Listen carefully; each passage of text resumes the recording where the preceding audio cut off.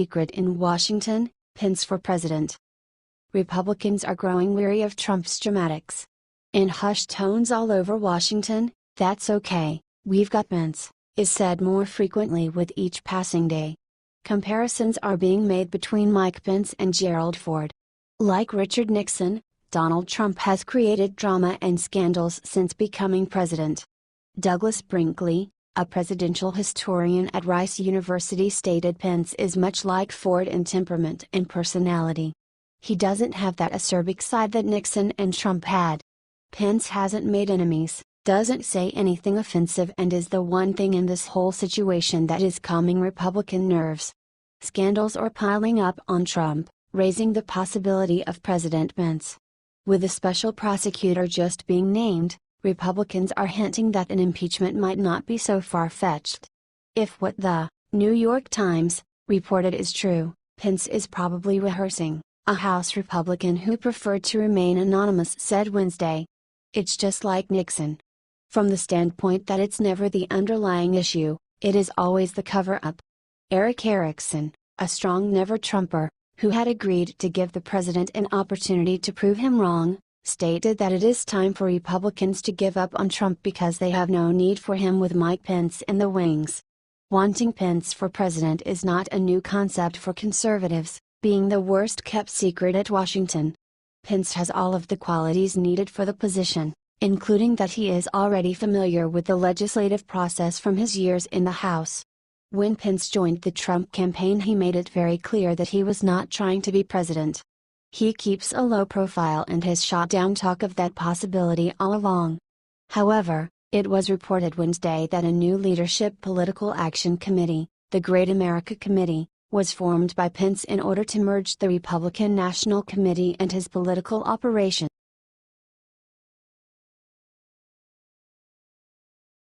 Trump wins right after Comey's secret letter was leaked. Trump just fired back with his secret weapon. These last few days have been very tough on President Donald Trump.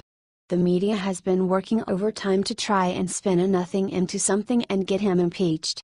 Today, a new memo allegedly from James Comey's dinner with President Trump was leaked to the press by FBI agents.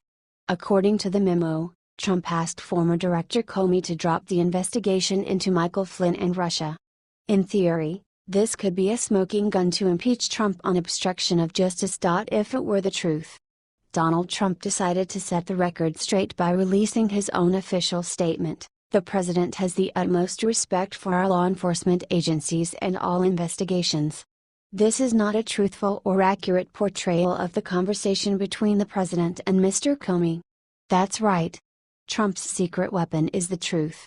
And to prove their point even more, acting FBI Director Andrew McCabe testified just last week to Congress that there has been no effort to impede our investigation to date.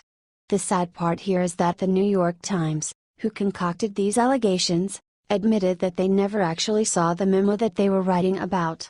They claimed it was unclassified, but they still only got word-of-mouth confirmation from an unnamed source. Look, if these claims were true, it would be a big deal. However, this is the United States of America, where we believe you are innocent until proven guilty beyond a reasonable doubt. With no hard evidence, like this handwritten memo from James Comey for instance, there is no case here. We gotta share this out before the media's brainwashing of the American people is complete.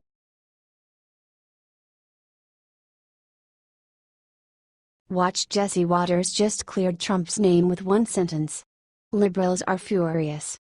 Jesse Watters remains the voice of reason, dismantling liberal talking points with his characteristic wit.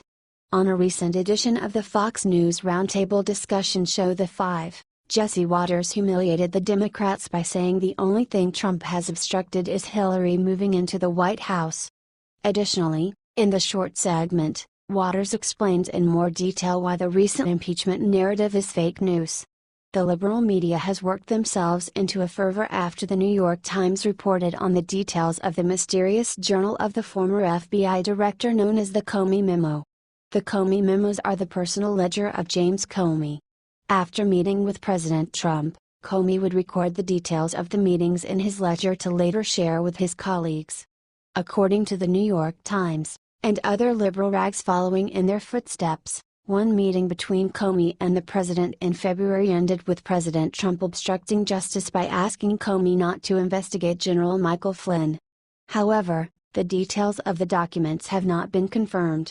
Even the New York Times reporter who broke the story has never read any of the memos himself. We are relying on the hearsay of hearsay.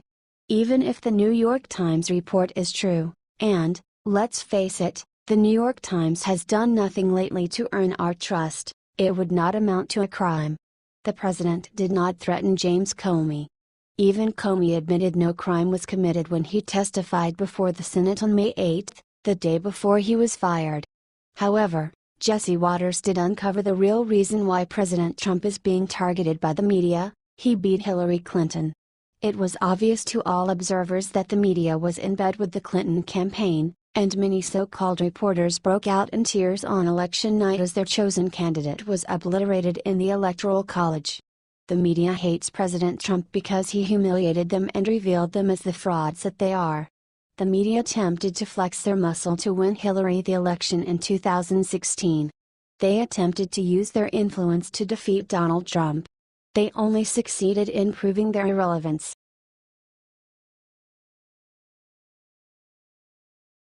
Watch Mike Huckabee's daughter sets ABC reporter straight on Comey firing.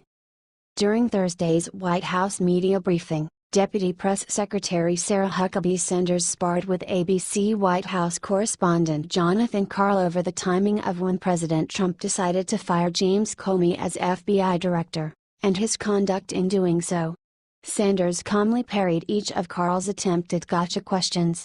Karl, first of all, isn't it inappropriate for the President of the United States to ask the FBI director directly if he is under investigation? Sanders: no, I don't believe it is. Karl: one of these conversations the president said happened at a dinner where the FBI director, according to the president, was asking to stay on as FBI director. Don't you see how that's a conflict of interest? The FBI director is saying he wants to keep his job, and the president is asking whether or not he is under investigation? Sanders: I don't see that as a conflict of interest, and neither to the many legal scholars and others that have been commenting on it for the last hour. So no, I don't see that as an issue.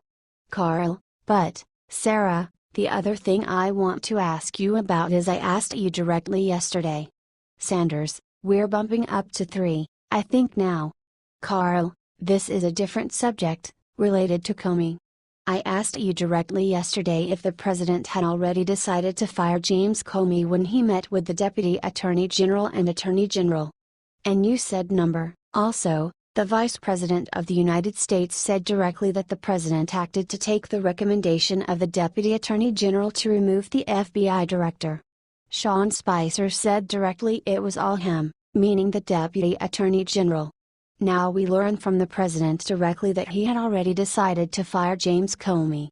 So why were so many people giving answers that just weren't correct? Were you guys in the dark? Was the vice president misled again, as happened? Sanders: I know you'd love to report that we were misled and we want to create. Hold on, Jonathan. You guys, I let you finish and read off every single one of those statements. So unless you want to trade places, I think it's my turn now. I think it's pretty simple. I hadn't had a chance to have the conversation directly with the president to say. I'd had several conversations with him, but I didn't ask that question directly. Had you already made that decision? I went off of the information that I had when I answered your question. Sanders continued: I've since had the conversation with him, right before I walked on today. He'd been thinking about it for months, which I did say yesterday. Nobody was in the dark, Jonathan. You want to create this false narrative, if we want to talk about contradicting statements and people who are in the dark? How about Democrats? Boom. Mike Huckabee's daughter masterfully performed her role in patiently explaining to the process and timeline behind the president's firing of James Comey, while ABC's Jonathan Karl dutifully performed his role as de facto attack dog of the Democrats. Sanders then went on to give example after example of Democratic heavyweights savaging James Comey not so long ago. Several things become clear from the Sanders Carl exchange: the mainstream media's extreme liberal bias, the Democrats' jaw-dropping hypocrisy, and that nothing rattles Sarah Huckabee Sanders.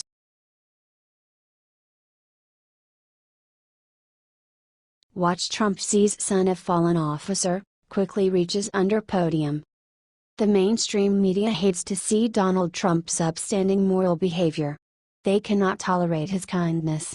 After 8 years of Obama, the police in our country have struggled to find kindness in the public's eye. However, during a recent speech for a fallen police officer, Donald Trump reached under the podium and passed the fallen officer's son a hat. How generous! The radical left and the mainstream media hate stories like this, despite the fact that their own politicians would never do something like this. Do you remember Obama acting this kindly? I don't. Obama was too busy golfing and vacationing. Did we even have a president for 8 years? Why was Obama so quick to ignore our police officers? There is a serious problem with the radical left. They are unable to appreciate our police and our military. They hate law enforcement because they break the law, routinely. We need to hold the mainstream media accountable for their lies. The mainstream media should be showing this softer side to Trump rather than their bizarre conspiracy theories. Why is the media so anti-American? After this recent presidential cycle, the media has proven they have no idea what they are talking about, and Donald Trump was quick to point this out. We aren't buying what the mainstream media is selling. Thank goodness we elected Donald Trump, so that he can support the families of our fallen law enforcement and military officers. We need to support these American heroes, and we need to help our veterans. Obama nearly destroyed our military with his toxic policies. Those were tough times, and he spread this hatred among his followers. The radical left hates our military and they really hate our veterans. I don't know why, but I would guess that they simply hate protection and liberty. Unfortunately, after 8 years of the Obama mess, our police officers are feeling demoralized. Obama regularly stirred up hate against police. Not anymore. With Trump in office, we will support our police, and we will support their families. We need more police officers in this country, and we need to support them with everything we've got. I feel sorry for the media. They are so lost in hatred that they cannot even report the truth anymore. Thankfully, we have people out there who are sharing stories like this. Trump is a good man, but the mainstream media refuses to acknowledge this. The media would rather call Trump a narcissist or diagnose him with some other nonsense. The radical left is just shameless. We need more conservatives in office that care about police officers, the military, and our noble veterans. We need less loony liberals and their anti-American.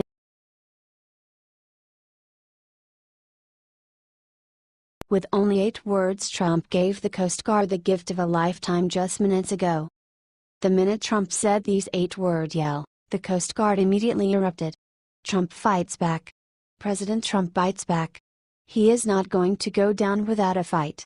President Trump delivered the commencement address on Wednesday at the Coast Guard Academy, and Trump just went off on his critics in the news media. Watch what Donald Trump said below. Now I want to take this opportunity to offer you some advice. Over the course of your life you will find that things are not always fair. You will find that things happen to you that you do not deserve. You have to put your head down and fight, fight, fight. Never ever give up. Things will turn out just fine.